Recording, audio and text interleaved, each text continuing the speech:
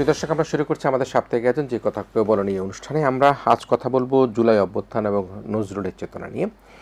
প্রিয় দর্শক, বাংলাদেশের ইতিহাসে স্বাধীনতার পরবর্তীতে একটি বড় অধ্যায় সেটি ছিল জুলাই অভ্যুত্থান, এবং এই জুলাই বিপ্লবের মধ্যে দিয়ে আমরা আমাদের 1200 যে শিক্ষক, শিক্ষার্থী, ছাত্র জনতা, শ্রমজীবী মানুষকে আমরা হারিয়েছি অনেক ভাইকে, অনেক বোনকে।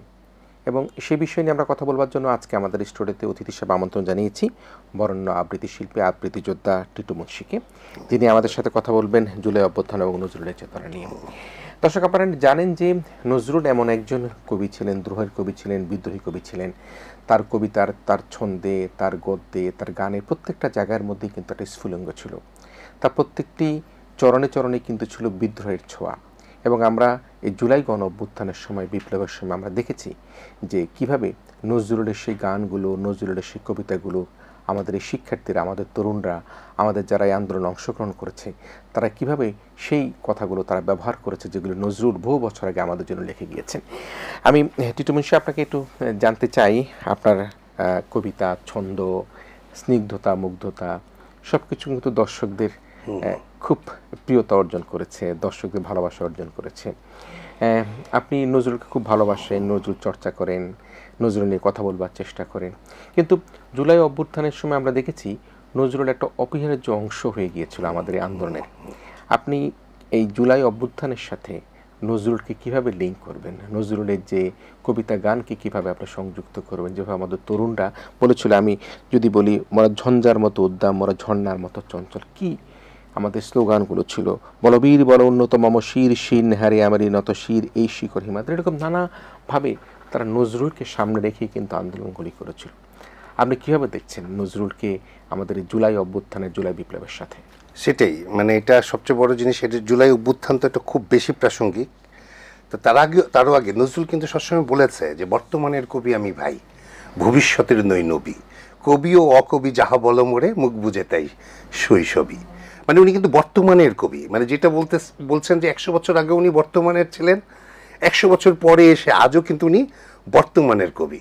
এবং কতটা বর্তমানের সঙ্গে প্রাসঙ্গিক এটা সবচেয়ে বেশি দেখিয়েছে আমাদের এই জুলাই আন্দোলনের যে মানে সন্তানেরা, সূর্য সন্তানেরা দ্রোহের আগুনে কিভাবে জ্বলে ওঠা যায়। আমরা কিন্তু সবচেয়ে বড় জিনিস, একটা জিনিস আমি এটা মাঝে মাঝে বিভিন্ন জায়গায় অনেকে বলে যে, মানে বলতেও শুনেছি, আমিও ভেবেছি যে এই ছেলেপেলেরা কি আসলে কেমন জানি মোবাইলে আসক্ত মনে হতো, কি ডিভাইসে একটা নেট দুনিয়াতে মাঝখানে এরা ডুবে আছে। কিন্তু এরা আমার মনে হতো কি আসলে কি এরা আমাদের সঙ্গে একদম বিচ্ছিন্ন হয়ে গেল। আমরা যে নজরুলের চেতনা ধারণ করি কিংবা আমরা যে যাই কিছু করি, এদের সঙ্গে মনে হচ্ছে বিশাল একটা ফারাক। কিন্তু সত্যি কি তাই? এরা কিন্তু বুকে ধারণ করেছে সেই নজরুলের চেতনা, যেটা আমরা দেখি যখন ওরা বেরিয়ে আসছে, একে একে বেরিয়ে আসছে।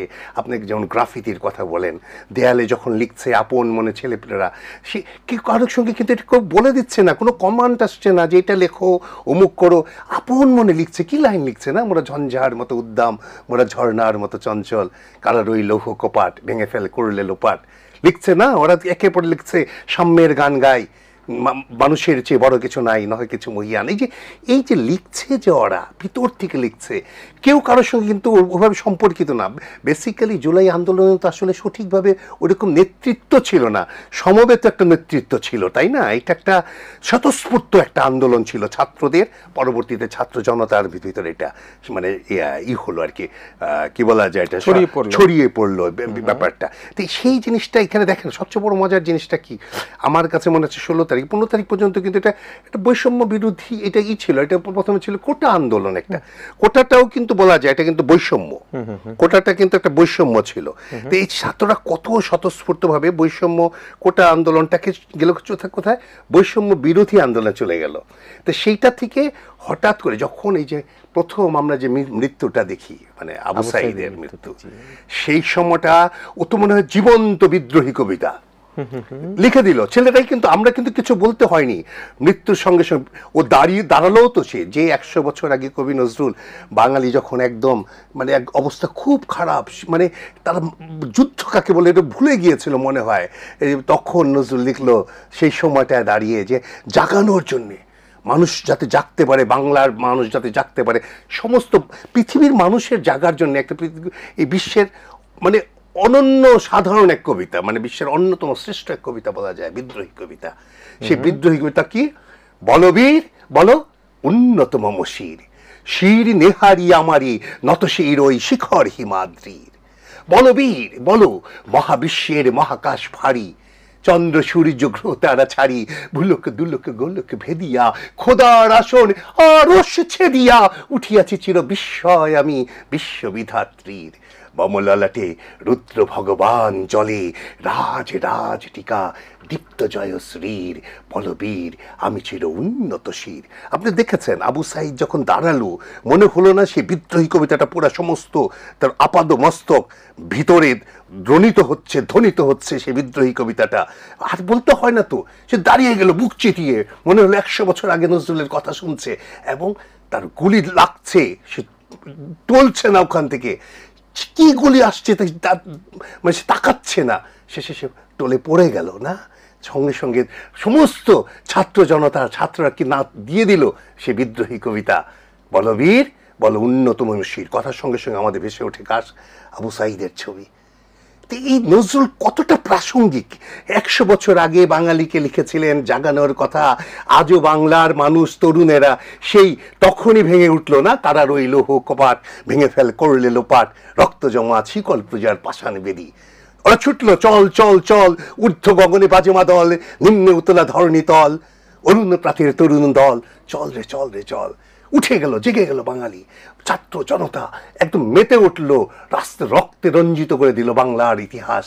এটা একটা আশ্চর্যজনক এক ব্যাপার। নিশ্চয়ই মনে আছে যে আমরা যে স্লোগানগুলো দেখেছি, সেখানে তারা বলেছে যে বুকের ভিতর অনেক ঝড়, বুক পেতেছি গুলি কর, কে বলেছে রাজাকার, এই যে স্লোগানগুলো, সেগুলো কিন্তু নজরুলের যে নানা রকম ভাবে তাদের উদ্দীপ্ত তাদের মস্তিষ্কে, নজরুলের যে বিদ্রোহী কবিতা, নজরুল যে জেলে গিয়েছে, নজরুল কি কোথাও কম্প্রোমাইজ করেনি, সেগুলি কিন্তু আমার কাছে মনে হয় যে আমরা যদি এই জুলাই অভ্যুত্থানকে আমরা যদি লিঙ্ক করতে চাই, সেখানে কিন্তু নজরুল একটা প্রাসঙ্গিক আমাদের এই জুলাই অভ্যুত্থানের সঙ্গে চলে আসে। আমি যদি একটু আসি যে গ্রাফিতিগুলো এঁকেছে সারা দেশে, যে গ্রাফিতিগুলোর মধ্যে প্রচুর গ্রাফিতি আমরা পেয়েছি, যে নজরুলের কবিতা থেকে, নজরুলের গান থেকে সেই গ্রাফিতিগুলো এঁকেছি। আপনি কি বলবেন যে নজরুলের এরকম আর কি গান আছে, যে 2-4টি গানের চরণ যদি আমরা বলতে পারি, যে ভবিষ্যৎ বাংলাদেশে যদি ফ্যাসিজমের উত্থান হতে যায়, আবার যদি ফ্যাসিজম আসতে চায়, নজরুলকে আমরা কিভাবে স্মরণ করতে পারবো? 2-4টি গানের কথা একটু বলা যায় কিনা? গান, কথা সবকিছুতেই গান তো, মানে নজরুলের কবিতা এক একটি গান, কবিতা নিজেই গান, নিজেই কবিতা। মানে নজরুল কিন্তু একটা প্রবন্ধগুলো নজরুলের, আপনি কিন্তু মনে হয় এক একটা গান, এক একটা কবিতা। নজরুলের একটা অন্যরকম ছন্দ প্রতিটা লেখার মধ্যে আছে। যেমন আপনি বললেন যে সেই দুর্গমগিরি কান্তার মরু দুস্তর পারাবার, লঙ্ঘিত হবে রাত্রি নিশীথে যাত্রীরা হুঁশিয়ার, দুলিতেছে তরি ফুলিতেছে জল, ভুলিতেছে মাঝি পথ, কে আছো জোয়ান ওয়াকওয়ান, আঁকিছে ভবিষ্যৎ। হ্যাঁ, এ তুফান ভারী দিতে হবে পারি, নিতে হবে তরি পার, দুর্গমগিরি কান্তার মরু দুস্তর পারাবার, লঙ্ঘিতে হবে রাত্রি নিশীথে যাত্রীরা হুঁশিয়ার। কি মানে কথাটা, ফাঁসির মঞ্চে গেয়ে গেল যারা জীবনের জয়গান, হাসি অলক্ষে দাঁড়ায়ছে তারা দেবে কোন বলিদান, আজ পরীক্ষা জাতির অথবা জাতিরে করিবে ত্রাণ, দুলিতেছে তরি ফুলিতেছে জল, কান্ডারি হুঁশিয়ার। এই যে হুঁশিয়ার ছেলেগুলো, মানে মৃত্যু যখন আসছে তখন তারা আরো শক্তি নিয়ে দাঁড়াচ্ছে। নজরুলের একটা লেখা, আমি সেটা সব্যসাচী শেষের দিকে, তার মেয়েটা ওই সব্যসাচী লেখার মধ্যে বলতেছে যে ওরে ভয় নাই। দেখেন আমার কাছে মনে হয় যে কতটা প্রাসঙ্গিক। ওরে ভয় নাই, দুলিয়া উঠেছে হিমালয় চাপা প্রাচী, গৌরী শেখরে তুহিন ভেদিয়া জাগিছে সব্যসাচী, দাপর যুগের মৃত্যু ঠেলিয়া জাগে মহাযোগী নয়ন মেলিয়া, মহাভারতের মহাবীর জাগে বলে আমি আসিয়াছি, নবযৌবন জল তরঙ্গে নাচেরে প্রাচীন প্রাচী, বিরাট কালের অজ্ঞাতবাস ভেদিয়া পার্থ জাগে, গান্ডীব ধনু রাঙিয়া উঠিল লক্ষ লাক্ষার আগে, হাসিছে বিষাণ পাঞ্চজান্য, হাসিছে রতাস্য, হাকিছে সৈন্য, ঝড়ের ফুদিয়া নাচ অরণ্য, রসাতলে দোলা লাগে, দোলায় বসিয়া হাসিছে জীবন মৃত্যুর অনুরাগে, যুগে যুগে মরে বাঁচে পাপ দুর্মতি কুরু সেনা, দুর্যোধনের পদলেখী ওরা দুঃশাসনের কেনা, লঙ্কা কাণ্ডে কুরুক্ষেত্রে লোভ দানবের ক্ষুদিত নেত্রে, ফাঁসির মঞ্চে কারার বেত্রে, ইহারা যে চিরচেনা, ভাবিয়াছ কেহ শুধিবে না এই উৎপীড়নের দেনা, কালের চক্র বক্র গতিতে ঘুরিতেছে অবিরত, আজ দেখি যারা কালের শীর্ষে কাল তারা পদানত, আজি যে রাজা কালি সে বন্দী, কুটিরে রাজার প্রতিদ্বন্দ্বী, কংস কারায় কংস হন্তা, জন্মিছে অনাগত, তারই বুক চিরে আসেন নৃসিংহ, চারি করে পদাহত। আজ যার শিরে হানিছে পাদুকা, কাল তারে বলে পিতা, চিরবন্দিনী হতেছে সহসা, দেশ দেশ নন্দিতা। দেখেন আপনি মানে এই কবিতার আমি আরো অনেক বড় কবিতা, চিরবন্দিনী হতেছে সহসা, দেশ দেশ নন্দিতা। তা এখানে নন্দিতা মনে হয় না আজকের জন্য এটা লিখেছে, সেই নন্দিতা মানে একজন মানে আমরা যদি বলি সেই স্বৈরাচারের যে রূপটা ছিল সেটার সঙ্গে কতটা সামঞ্জস্য, সে বন্দিনী তো একদম ছুঁড়ে ফেলে দিল নজরুলের। নন্দিত কিছুক্ষণ পরে সেই হয়ে যাচ্ছে। তাহলে এই যে এভাবে কেউ তো ভাবে নাই, 15 বছর যে ভাবে নাই কোনো এইরকম একটা ঘটনা ঘটতে পারে, মুহূর্তে সে স্ফুরিত মানে এরকম স্ফুলিঙ্গের মতো ছড়িয়ে সে ছুটে আসলো। তো নজরুল কতটা প্রাসঙ্গিক, এখানে এই কথাগুলো মনে হচ্ছে না আজকে লিখেছেন কবি, আজকে লিখেছেন মনে হচ্ছে যে এই 24-এর গণঅভ্যুত্থানের জন্য নজরুলের লেখা। এবং ছাত্ররা, যেটা সবচেয়ে বড় জিনিস, এটা আমাদেরকে দেখিয়ে দিয়েছে যে নজরুল আমাদের চেতনায়, নজরুল আমাদের চেতনায়, আমরা নজরুলকে ধারণ করি। এটা অত্যন্ত মানে এটা স্পর্শকাতর একটা ব্যাপার ওদের কাছে। আমরা যারা এখনো বুঝি না নজরুলকে, যে নজরুল কতটা, আপনি দেখেন আবার এই যে এখন নতুন যে আমাদের রূপে আসলো, এখানে আসার পরে কিন্তু এতদিন দীর্ঘদিনের প্রতীক্ষা ছিল বাঙালির, নজরুল আমাদের জাতীয় কবি, একটা গ্যাজেট হবে। আপনি দেখেন কিন্তু এরা কিন্তু এসে কিন্তু সঙ্গে সঙ্গে আপনাকে গ্যাজেট করে দিল। আমাদের নজরুল জাতীয় কবি বিভিন্ন জায়গা থেকে জাতীয় কবি নাম কেটে দিচ্ছিল। আপনি জানেন, আমরা নজরুল চর্চা করি, আমরা যে কতটা কষ্টে ছিলাম, একটা ছোট্ট একটা লাইন আমরা নজরুলকে একটা গ্যাজেট দিবেন, আমরা নজরুল জাতীয় কবি আমাদের। বরঞ্চ আমি জাতীয় কবি যে ইউনিভার্সিটি, কবি নজরুল ইউনিভার্সিটি যেটা আছে, তারাও বলতেছিল এত বড় নাম আমরা মানে এটাকে কেটে একটু নজরুল ইউনিভার্সিটি করলাম। কেন নজরুল ইউনিভার্সিটি কেন করবা তোমরা? জাতীয় কবি কিছু কিছু জায়গায় কমপক্ষে থাকুক। আমরা তো বলতে পারছি না এখনো যে জাতীয় কবি, কারণ গ্যাজেট হয়নি। কিন্তু এরা কিন্তু তরুণেরা বুঝেছে, তারা কিন্তু একটা ক্ষণ একটু দেরি করে না। আমি নজরুলের কথা যদি একটু আসি, দেখেন আমরা সারা মুসলিম বিশ্ব আমরা যে মাহে রমজানের যে ঈদটি উদযাপন করি, যে গানটি রমজানের রোজা শেষে এলো খুশির, মানে এটা ছাড়া তো ঈদই হবে না, এটা ছাড়া ঈদই হবে না। আজকে আমাদের গণমাধ্যমগুলো বলেন, দেশি বিদেশে বলেন, যে চাঁদ রাতে যে গানটি প্রথমে বেঁচে উঠে, চাঁদ উঠার সাথে সাথে সেই চাঁদের সেই গানটি কিন্তু নজরুলের গান দিয়ে লেখা গান থেকে প্রত্যেকটা জায়গায় নজরুল। যে আমাদের এমনকি যে আমরা নজরুলের মরু ভাস্কর একটা ইয়ে আছে, সেটা হলো আমাদের নবীকে নিয়ে, যে ঈদে মিলাদুন নবী আসছে সামনে, মনে হবে যে প্রত্যেকটা কথা, কবিতা, লাইন যদি আপনি পড়েন, মনে হবে যে আমাদের নবী আসছে, যে তার বর্ণনা শিশু রূপে আসতেছেন, সে বড় হচ্ছে, ক্রমশ হতে হতে যে আবার নবুয়ত পাচ্ছেন, সেই রূপটা যেন উনি কলমে লিখে গেছেন। নজরুল 38টা সূরার উনি প্রথম বঙ্গানুবাদ করেছেন। আপনি চিন্তা করতে পারেন 38, এবং সেই সূরাগুলা, এবং এই যে বিসমিল্লাহির রহমানির রহিম, এটা যে এক এক রূপ লেখা যায়, এক একটা এক এক রকম করে লিখেছে, সে একই কথা। উনি নজরুল একটা কথা আছে যে, সারা দেন তিনি এখানে তাহারে যে নামে যে কেহ ডাকে, যেমনে ডাকিয়া সারা পায় শিশু, যে নামে ডাকে সে মাকে। মানে মাকে যে নামে ডাকে তেমন করে সেখানে ডাকটা সারা দেন ওখানে সে। তো এই যে ওইভাবে করে লিখেছেন 38টা সূরা, এবং ওনার ইচ্ছা ছিল উনি মানে সম্পূর্ণ কোরআনটাকে উনি ছন্দবদ্ধ আকারে লিখে যাবেন। কোরআনটা তো ছন্দবদ্ধ, তাই না? তো এই যে নজরুলকে বাঙালির জন্য কতটা প্রাসঙ্গিক, সে ধর্মে বলেন, তারপর সবচেয়ে বড় জিনিস যে বৈষম্য, মানে যেটা কথাটা আসে, মানে বৈষম্যটা কেন আসে কথাটা, যে কথাটা যে ছাত্রদের ছিল কোটাটা বৈষম্য, যেটা বলছিলাম আর কি, কোটা ছিল বৈষম্য, সেখান থেকে শুরু হলো তাদের, ওরা নিজেরাই নাম নিয়ে এলো বৈষম্য বিরোধী আন্দোলন। শুরু হয়ে গেল কিন্তু ইয়ের মৃত্যুর পর সাথে সাথে কিন্তু শুরু হয়ে গেল, আবু সাইদের মৃত্যুর সঙ্গে সঙ্গে শুরু হয়ে গেল বৈষম্য বিরোধী আন্দোলন। আর এই বৈষম্য বলতে কি সাম্যবাদের কথা আসে। এই সাম্যবাদের কথা কে বলেছে? আমার কবি নজরুল, আপনার কবি নজরুল, বাঙালির কবি নজরুল বলেছে। উনিই বলেছেন, গাই সাম্যের গান, যেখানে আসে এক হয়ে গেছে সব বাধা ব্যবধান, যেখানে মিশেছে হিন্দু, বৌদ্ধ, মুসলিম, খ্রিস্টান, গাহি সাম্যের গান। আমি একটু থামিয়ে বলি, দেখেন আপনার এই যে জুলাই বিপ্লবের, আমরা যদি 5ই আগস্টের পূর্বের ঘটনা ধরি, 3 তারিখের পর থেকে সারা দেশে কিভাবে হিন্দু, বৌদ্ধ, মুসলমান, আবাল, বৃদ্ধ, বনিতা, মা, বাবা সবাই কিন্তু নিজের সন্তানকে কিন্তু সঁপে দিচ্ছে, সন্তানকে কিন্তু তিনি রাজপথে পাঠিয়ে দিচ্ছেন। আমরা দেখতে পাচ্ছি যে মারা পানি বিলি করছেন, এবং যেটি আপনি বললেন নজরুল এই সাম্যের কথা বলেছে, এখানে ধর্ম বর্ণ কোনো কিছু কোনো ভেদাভেদ ছিল না। সেই 5ই আগস্টে যদি আমরা সেই সকাল 10টার পর থেকে সেই চিত্রটি দেখি, ঢাকা শহর থেকে চতুর্দিক থেকে কিভাবে ছাত্র জনতা, আমরা যদি যাত্রাবাড়ির দিকে ধরি, আমরা উত্তরার দিকে ধরি, আমরা মহাখালীর দিকে ধরি, মোহাম্মদপুরের দিকে ধরি, চতুর্দিক থেকে যে সাম্যের যে একটা জোয়ার চলে আসছিল, এবং সেই জোয়ারটা যেভাবে গণভবনের দিকে এগিয়ে যাচ্ছিল, তখন শেষ মুহূর্তে কিন্তু পতিত আওয়ামী সরকার এই নজরুলের যে স্পিড নিয়ে আমাদের এই সন্তানরা, আমাদের এই জনতারা এগিয়ে যাচ্ছিল, সেটি কিন্তু তিনি আর ধারণ করতে পারেননি, তিনি পালিয়ে যেতে বাধ্য হয়েছেন। সেটাই এটাই মনে হয় একদম স্বাভাবিক, এটাই বাস্তব। কারণ প্রথমে দেখেন যে ঘটনাটা ঘটেছিল, প্রথম যে বড় মুভমেন্টটা দাঁড়ালো রাত্রেবেলা 12টার পরে, ওই যে যেটা বললেন যে তুই কে আমি কে রাজাকার, যে ভিতর থেকে মানে যেটা হচ্ছে যে নজরুলের একটা কবিতাতে এরকমই আছে, যেমন যে ধ্বংস দেখে ভয় কেন তোর, প্রলয় নূতন সৃজন বেদন, আসছে নবীন অনাগত অসুন্দরে করতেছে ছেদন। মানে ধ্বংস থেকে ভয় পাওয়ার কিছু নেই।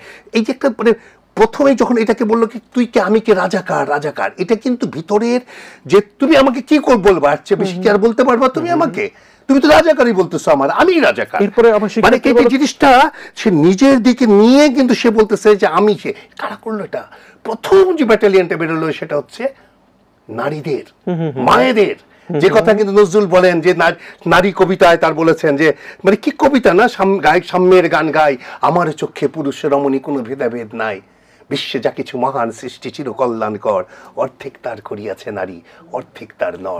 এবং আরেকটা জিনিস কিন্তু আমি সরি আমি থামাচ্ছি আপনাকে, কারণ দেখেন আমি এবার বাংলা একাডেমির এবার বইমেলাতে যখন গিয়েছিলাম, ছাত্রদের সঙ্গে কথা হচ্ছিল, তখন কথা প্রসঙ্গে ছাত্ররা বলতেছিল যে লেখা ছিল যে 52 চেতনা 24 প্রেরণা, আমার একটা স্লোগান ছিল, ওরা বলছিল যে এরকম। আমি বলছি এটা তোমরা কি ক্লিয়ার তোমরা মানে বলছো এটা একটু ক্লিয়ার করে বলো, 52 কেন চেতনা? 52তে দেখা গেছে যখন 10 জনের মিছিল বের হয়েছিল 52তে, মানে যেটা 10 জন করে যখন মিছিল বেরোলো, সেখানে কিন্তু তৃতীয় চতুর্থ যে মিছিলটা ছিল 10 জনের, সেটা ছিল মেয়েদের মিছিল।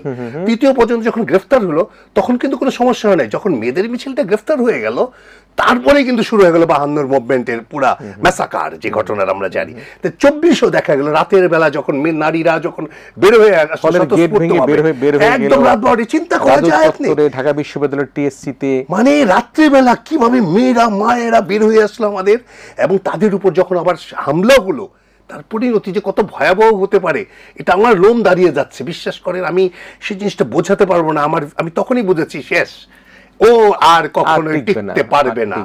তাহলে এই নজরুলের তাহলে কোথায় দেখেন আপনি সেই কতটা স্পিরিট, কতটা ওরাই তো নিয়েছে না। আমি আপনি যতই বলি আমরা কিন্তু বুঝতে পারিনি এইভাবে ধারিত ওরা।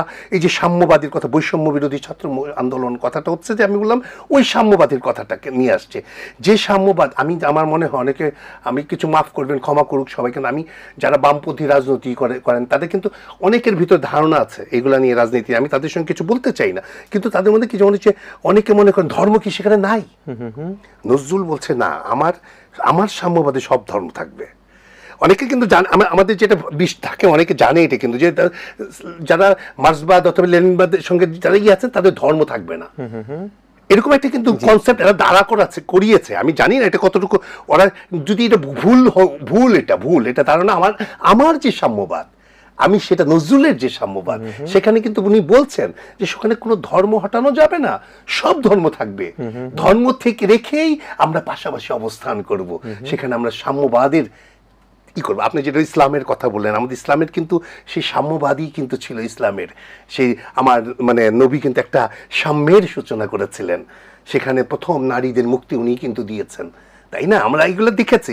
তো সুতরাং নজরুল সেই মানে ওইখান থেকে আপনাকে দেখতে গেলে বাঙালি এবং মানে সেই আমরা তো আসলে কি এখানে বাঙালি মুসলমানের মন যে ও লিখেছে এগুলো জানেন আপনার, এটা আমাদের একটা আলাদা সফট কর্নার, আমাদের একটা আলাদা, আমরা বাংলাদেশে আমরা বাঙালি, কিন্তু বাংলাদেশের একটা বাঙালি, যে আমাদের কিন্তু আলাদা ধর্মীয় অনুভূতি, আমাদের আলাদা আমাদের একটু অন্যরকম। আমরা কিন্তু আমরা নামাজ পড়ি, রোজা রাখি, আবার একটু আমরা গান শুনি, আবার একটু আমরা মাজারে যাই, যে আমরা একটু সিন্নি দেই, মিলাদ পড়ি। নজরুল লিখছে না যে কোন কিতাবে লেখা আছে হারাম বাজনা গান।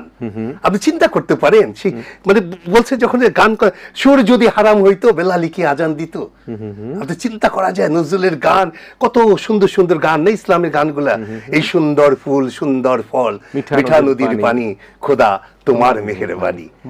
আপনি চিন্তা করা যায় এগুলা কথা। আমি বুঝাতে পারবো না ভিতরে কেমন অনুরণিত হয়। নজরুলকে ধারণ করতে গেলে আসলে বাঙালি হলেই চলে, বাংলা আমার দেশের মানুষ হলেই চলে, আর কিছু লাগে না। মানে নজরুলের সাথে যদি আমি আমাদের এই জুলাই বিপ্লবকে আমি যদি সংযোগ করি, পশম দাঁড়িয়ে যায়। আপনি যেটি বলছিলেন যে মেয়েরা যখন রাতে বের হয়ে গেল, তখন কিন্তু অনেকেই বুঝে ফেলেছে যে আর আওয়ামী সরকারের আর কোনো সুযোগ নেই ক্ষমতা থেকে থাকবার জন্য। এবং সে একই কথা আপনি বলছিলেন যে তৃতীয়বার যখন আমাদের ভাষা আন্দোলনের সময় মেয়েরা যখন আঘাতপ্রাপ্ত হয়, তখনই কিন্তু আন্দোলনের গতি বিস্ফোরিত হয়। ঠিক একইভাবে যদি আমরা দেখি যে 52-এর ভাষা আন্দোলনে যত মানুষ শহীদ হয়েছে, তার থেকে বহুগুণ মানুষকে হত্যা করেছে। এটা কল্পনা করা যায় না। আপনি চিন্তা করতে পারেন, একটা ছাত্রের মৃত্যু কিন্তু ভয়াবহ ব্যাপার এটা। আর এখানে আপনি বলছেন হাজার ছাড়িয়ে গেছে, আপনি এখনো অগণিত, এখনো গোনার মধ্যে আসতে পারে না। এটা চিন্তা করা যায়। একটা ছাত্র আহত হয়েছে, এটাই তো যথেষ্ট নয়। এবং কি দুঃখ, একটা ছাত্র আহত হবে এটাই মানা যায় না, আর সেখানে মৃত্যু। ওর তো জীবনে শুরু হয়েছে। ওর টিটু মুন্সি হয়তো বা আমরা আমাদের পরবর্তী প্রজন্ম দেখবে, কিন্তু আপনি দেখেন কি দুঃখবোধ, যারা আহত হলো তাদের হাসপাতালে চিকিৎসার জন্য নেওয়া হলো, সেখানেও কিন্তু তাদের বাবার আক্রমণ করা হলো, এবং দেশের সর্বোচ্চ নেতার পক্ষ থেকে বলে দেওয়া হলো যাতে চিকিৎসা প্রদান করা না হয়। এবং এটিও বলা হলো যে কতজন মারা গিয়েছে সে মারা যাওয়ার তথ্য যাতে গণমাধ্যমকে দেওয়া না হয়। অত্যন্ত দুঃখজনক টিপি মুন্সি ভাই, সেটি হচ্ছে গিয়ে যে যারা মারা গিয়েছে অনেকেই কিন্তু আমরা 15, 16, 17, 18 তারিখ, 20 তারিখ পর্যন্ত যদি দেখি, তারা তাদের লাশ দাফন কাফন করতে পারেনি, কোনো রকম কবর দিয়েছে, পোস্টমর্টম করতে পারেনি। এবং আরও দুঃখজনক দেখেন সাভারে এই যে মৃত, এর মধ্যে কেউ একজন জীবিত ছিল আমরা শুনেছি, তার মধ্যে লাশে আগুন দিয়ে দেওয়া হয়েছিল, পুড়িয়ে দেওয়া হয়েছিল, অমানবিক।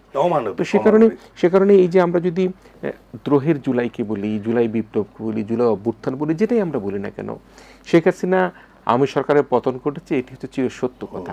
এবং সেই সত্যের জন্য নজরুলের যে প্রাসঙ্গিকতা, আমাদের এই ছাত্র জনতার যে ভূমিকা, সেই ভূমিকাকে আমরা একেবারে ভীষণ বড় করে দেখতে চাই। স্বাধীনতার পরে যদি আমরা উল্লেখযোগ্য ইতিহাসের মধ্যে বড় ঘটনা দেখি, তাহলে কিন্তু আমাদের এই জুলাই বিপ্লব, জুলাই অভ্যুত্থান। আমি যদি আপনার কাছে শেষ কথা যদি জানতে চাই একটু, নজরুলের কি 2-4টি গান, কবিতা যেটি সবসময় আমরা আপনাকে দেখতে চাই, যেটা আমাদের তরুণদেরকে এখন কিছুটা হয়তো রাজনৈতিক দলগুলোর মধ্যে কিছুটা আমরা দেখতে পারি হয়তো মত পার্থক্য রয়েছে। মত পার্থক্য কিন্তু এটি নয় যে তারা একে অপরের মধ্যে যুদ্ধে লড়াই করবে, এটা রাজনীতির সৌন্দর্য, বিউটি, মত পার্থক্য থাকবেই। আপনি কি এমন কোনো কিছু নজরুলের শোনাতে পারেন কিনা, আমরা সবাই আবার এক হয়ে যারা ফ্যাসিস্টকে বিদায় করেছে, আমরা একটা গণতান্ত্রিক ব্যবস্থাপনা, একটা জাতীয় নির্বাচন এবং নির্বাচন মুখের দিকে যেতে পারি? না, সেটাই আমার সবচেয়ে বড় জিনিস কি, আমার একটা কথা হচ্ছে যে আমার বিশ্বাস রাখতে হবে। এই যে একটা ঘটনা ঘটেছে, প্রথম থেকে কিন্তু কেউ এটা বিশ্বাস করেনি এটা ঘটনা ঘটেছে। তো এটা কিন্তু বিশ্বাস ছিল ছাত্রদের, তারপরে জনতার মাঝখানে এটা ছড়িয়ে গেল। আজকেও যে ঘটনা ঘটছে, যে বিভ্রান্তি আসছে, আমার কথা থেকে এখনো তরুণ নেতৃত্বকে বিশ্বাস করতে হবে। মানে আমার কথা যে নামে আপনি মানে আমাদের যে নতুনদের যারা আসছে, নতুন যে জেনারেশন, আমাদের এদের প্রতিভাকে কিন্তু সম্মান করে বিশ্বাস করতে হবে, একটা কিছু নতুন হবেই। আমি নজরুলের একটা কবিতা আছে, ওটা পড়াচ্ছি, শুনেন আপনি। আমি সেটা একদম শেষের দিকে, তার ওনার লেখা ছিল একদম বোবা হয়ে যাওয়ার আগে এটা লিখেছেন, বিশ্বাস ও আশা, কবিতার নামই ছিল। তো বিশ্বাস বলছেন উনি যে বিশ্বাস আর আশা যারে নাই, যেও না তাহার কাছে, নড়াচড়া করে তবুও সে মরা, জ্যান্ত সে মরিয়াছে, শয়তান তার শেষ করিয়াছে, ইমান লয়েছে কেড়ে, পরাণ গিয়াছে মৃত্যু পুরীতে, ভয়ে তার দেহ ছেড়ে। থাকুক অভাব, দারিদ্র, ঋণ, রোগশোক, লাঞ্ছনা, যুদ্ধ না করে নিরাশায় তাদের সাথে কেহ মরিও না। ভিতরে শত্রু ভয়ের ভ্রান্তি, মিথ্যা ও হেতু, নিরাশায় হয় পরাজয় যার, তাহার নিত্য দুঃখ। হয়তো কি হবে এই ভেবে যারা ঘরে বসে কাঁপে ভয়ে, জীবনের রণে নিত্য তারাই আছে পরাজিত হয়ে, তারাই বন্দী হয়ে আছে গ্লানি অধীনতা কারাগারে, তারাই নিত্য জ্বালায় পিত্ত অসহায় ও বিচারে। এরা অকারণ ভয়ে ভীত, এরা দুর্বল নির্বোধ, ইহাদের দেখে দুঃখের চেয়ে জাগে মনে বেশি ক্রোধ। এরা নির্বোধ, না করে কিছুই, জিভ মেলে পড়ে আছে, গোরস্থানেও ফুল ফোটে নাই মরা গাছে। এদের যুক্তি অদৃষ্টবাদ, বসে বসে ভাবে একা, এমর নিয়তি বদলানো নাহি যায় কপালের লেখা। পৌরুষ এরা মানে না, নিজেরে দেয় শুধু ধিক্কার, দুর্ভাগ্যের সাথে নাহি লড়ে মেনেছে ইহারা হার। এরা জড়, এরা ব্যতিগ্রস্ত, মিশনা এদের সাথে, মৃত্যুর উচ্ছিষ্ট আবর্জনা এরা দুনিয়াতে। এদের ভিতরে ব্যাধি, ইহাদের 10 দিক তমময়, চোখ বুজে থাকে, আলো দেখিয়াও বলে ইহা আলো নয়। প্রবল অটল বিশ্বাস যার, নিঃশ্বাস প্রশ্বাসে জীবনার যৌবনের ঢেউ কল তরঙ্গে আসে। মরা মৃত্তিকা করে প্রাণায়িত, শস্যে কুসুমে ফলে, কোনো বাধা তার রুধে নাকো পথ, কেবল সম্মুখে চলে। চির নির্ভয়, পরাজয় তার জয়ের স্বর্গসিঁড়ি, আশার আলোক দেখে তত যত আসে দুরি দিন ঘিরি। সেই পাইয়াছে পরম আশার আলো, যেও তারই কাছে, তাহারই নিকটে মৃত্যুঞ্জয়ী অভয় কবচ আছে। যারা বৃহতের কল্পনা করে, মহৎ স্বপ্ন দেখে, তারাই মহৎ কল্যাণ এই ধরায় এনেছে ডেকে। অসম্ভবের অভিযান পথ তারাই দেখায় নরে, সর্বসৃষ্টি ফেরেশতারেও তারা বশীভূত করে। হাত পা পাইয়া কর্ম করে না, কুর্মধর্মী হয়ে রহে কাদা জলে মুখ লুকাইয়া, আধার বিবরে ভয়ে তাহারা মানব ধর্ম তেজিয়া, জড়ের ধর্ম লয় তাহারা শ্মশান গোরস্থানের, আমাদের কেহ নয়। আমি বলি শোনো মানুষ, পূর্ণ হওয়ার সাধনা করো, দেখিবে তাহারি প্রতাপে বিশ্ব কাঁপিতেছে থর থর। ইহা আল্লাহর বাণী যে মানুষ যাহা চায় তাহা পায়। এই মানুষের হাত পা চক্ষু আল্লাহর হয়ে যায়। জি, নিশ্চয়ই নিশ্চয়ই নিশ্চয়ই। আমি আশা করব দর্শকরাও নিশ্চয়ই বুঝতে পারছেন যে মানুষ যাহা চায় তাহাই পায়। আমরা বিশ্বাস করি, আমরা আমাদের ধর্মকে বিশ্বাস করি, যে যে ধর্মের হোক না কেন, আমরা আমাদের কর্মই কিন্তু আমাদের ফল। হ্যাঁ, এবং এটার সঙ্গে একটা জিনিস, ওই যে শেষে আমার মনে হয় মাঝে মাঝে নজরুলের ধূমকেতু কবিতার মতো এর আবির্ভাব হয়েছে। ধূমকেতু, আমি যুগে যুগে আসিয়াছি মনে মহাবিপ্লব হেতু, এই স্রষ্টার শনি মহাকাল ধূমকেতু। মহাকালের মতোই তারুণ্য এসেছে। জি, আমরা এই ধূমকেতুদেরকে ধন্যবাদ জানাতে চাই। এবং ছাত্র জনতার বিপ্লবের মধ্যে দিয়ে শেখ হাসিনার পতনের এই সময় আমরা এসে জুলাই অভ্যুত্থান এবং নজরুলের চেতনাকে আমরা নিয়ে কথা বললাম, এবং আমাদের সাথে আমাদের অত্যন্ত একজন জনপ্রিয় বরেণ্য আবৃত্তি শিল্পী, আবৃত্তি যোদ্ধা টিটু মুন্সী নানাভাবে বিশ্লেষণ করবার চেষ্টা করলেন। নজরুল এবং জুলাই যে বিপ্লব হলো, জুলাই অভ্যুত্থানের একটা অবিচ্ছেদ্য অংশ, এবং নজরুলের চেতনা নিয়ে ধূমকেতুর মতোই কিন্তু আমাদের তরুণরা, আমাদের ছাত্ররা, আমাদের জনতারা কিন্তু ঝাঁপিয়ে পড়েছিল। এবং সেই কারণের জন্য আজকে বাংলাদেশ স্বৈরাচার মুক্ত হয়েছে, ফ্যাসিজম থেকে বাংলাদেশ মুক্তি পেয়েছে, শেখ হাসিনার বিদায় হয়েছে। আমরা বর্ষপূর্তি পালন করেছি বিদায়ের শেখ হাসিনার। আমরা মনে করি ধূমকেতুর মতো যারা এসেছে তারা নিশ্চুপ থাকবে না, জনগণ নিশ্চুপ থাকবে না, তারা অপেক্ষায় থাকবে যদি আবার কখনো বাংলাদেশে এই ধরনের কোনো রকম ফ্যাসিজমের জন্ম হয়, আবারও ধূমকেতুর মতো আবির্ভাব ঘটতে পারে। আমি ধন্যবাদ জানাই টিপু মুন্সী আপনাকে, আপনার দারুণ এবং দারুণ আপনার এক ছন্দে গদ্যে পদ্যে আজকে নজরুলকে এই জুলাই বিপ্লবের সাথে সম্পৃক্ত করে উপস্থাপন করবেন। আমি তো কিছুই না, আমি শুধু তরুণদের, আমি ওদের ধ্বনি শুনেছি নজরুলের চেতনায়, নজরুল বাঙালির চেতনায় বাস করে। সকলকে ধন্যবাদ। প্রিয় দর্শক, আপনারা যারা তখন আমাদের সাথে ছিলেন, আপনাদের সবাইকে আমাদের আজকের আয়োজন দেখবার জন্য ধন্যবাদ জানাচ্ছি। একই সাথে জুলাই অভ্যুত্থান এবং নজরুলের যে চেতনা, সেই চেতনাকে আমরা ধরে রেখে আগামীর পথ চলায় আমরা এগিয়ে যাবো এই প্রত্যাশা করে আমাদের আজকের আয়োজন যে কথা কেউ বলেন এখানে শেষ করছি। আপনারা ভালো থাকবেন, সবাই মিলে ভীষণ ভালো থাকবেন।